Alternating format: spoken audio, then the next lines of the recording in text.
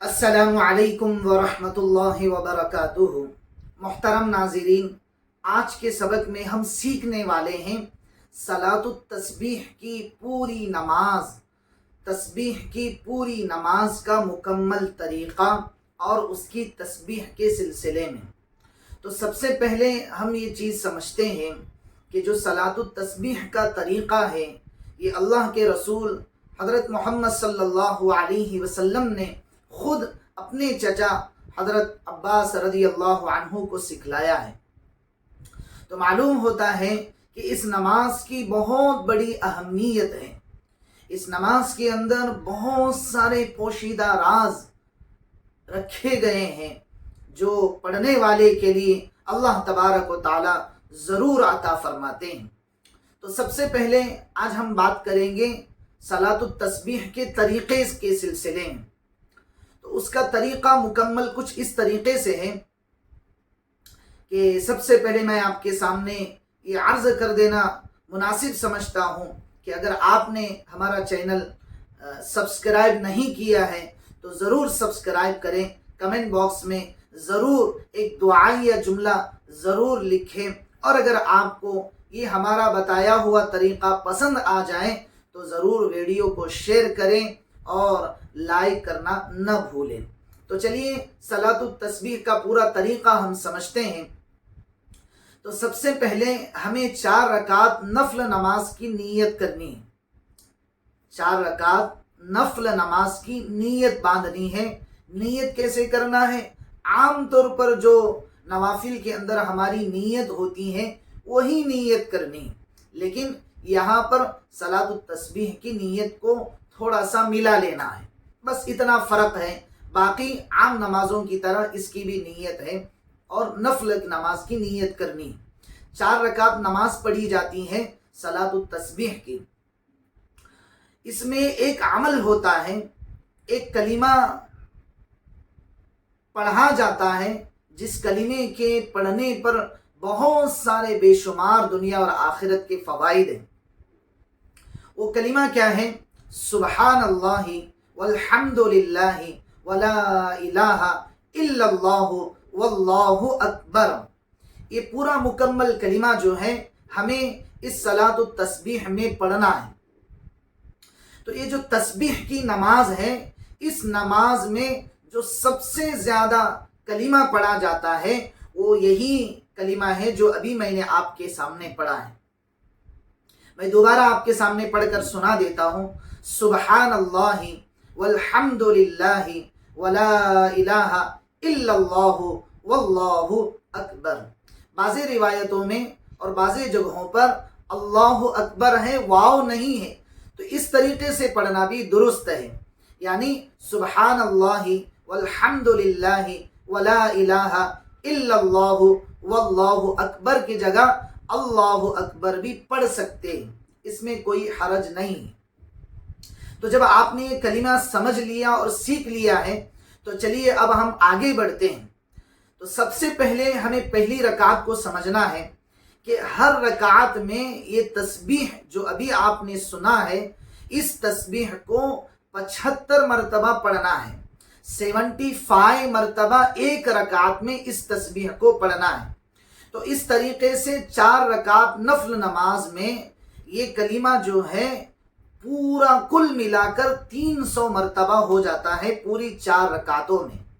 تو اس کو تسبیح کی نماز صلاۃ التسبیح کہا جاتا ہے۔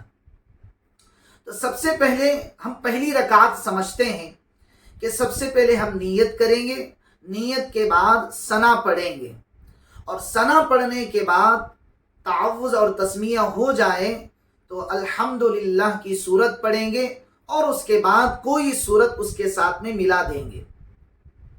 جب ثنا پڑھ لیا، تعوذ ہو گیا، تسمیہ ہو گیا، اور اس کے بعد آپ نے سورۃ الفاتحہ پڑھ لیا اور اسی طریقے سے کوئی ایک سورت پڑھ لی، یہ مکمل ہو گیا۔ اب اس کے بعد یہ جو تسبیح آپ نے ابھی سنا ہے، اس تسبیح کو 15 مرتبہ پڑھنا ہے۔ کتنی مرتبہ؟ 15 مرتبہ اس تسبیح کو پڑھنا ہے۔ جب آپ 15 مرتبہ اس تسبیح کو پڑھیں گے تو پھر آپ رکوع کریں گے۔ تو رکوع کی پہلے تسبیح پڑھنی ہے سبحان ربی العظیم۔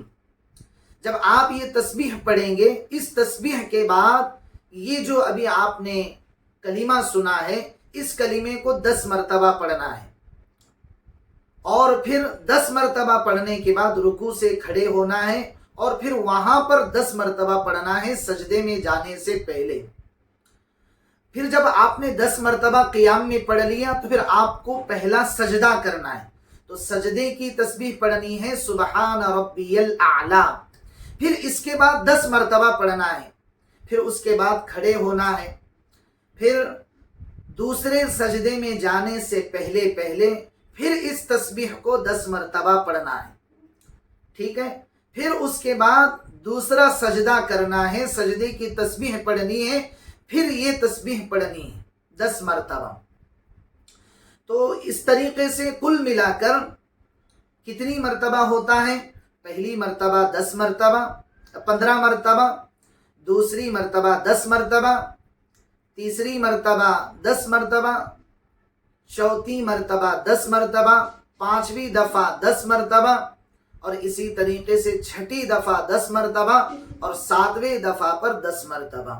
اس طریقے سے ایک رکعت میں یہ تسبیح والا عمل جو ہے 75 مرتبہ ہو جاتا ہے، 75 مرتبہ ہو جاتا ہے، ٹھیک ہے۔ اب دوسری رکعت کے لیے کھڑا ہونا ہے، تو دوسری رکعت میں کھڑے ہونے سے پہلے بھی 10 مرتبہ پڑھنا ہے۔ تو کتنی مرتبہ ہوا؟ پہلی رکعت میں سورۃ الفاتحہ اور ضم سورت کے بعد 15 مرتبہ، پھر اس کے بعد رکوع میں 10 مرتبہ، رکوع سے اٹھنے کے بعد 10 مرتبہ، پھر سجدے میں 10 مرتبہ، دوسرے سجدے میں جانے سے پہلے 10 مرتبہ، پھر دوسرے سجدے میں 10 مرتبہ، پھر دوسرے سجدے سے اٹھنے کے بعد دوسری رکعت میں کھڑے ہونے سے پہلے 10 مرتبہ۔ اس طریقے سے 75 مرتبہ ایک رکعت میں یہ تسبیح کا عمل ہو جاتا ہے۔ اسی طریقے سے محترم دوستوں اور ناظرین، اسی طریقے سے یہ تسبیح والا عمل جو ہے ہر رکعت میں 75 مرتبہ ہو جاتا ہے، اور کل ملا کر 4 رکعتوں میں یہ پوری تسبیح کا عمل جو ہے 300 مرتبہ ہو جاتا ہے۔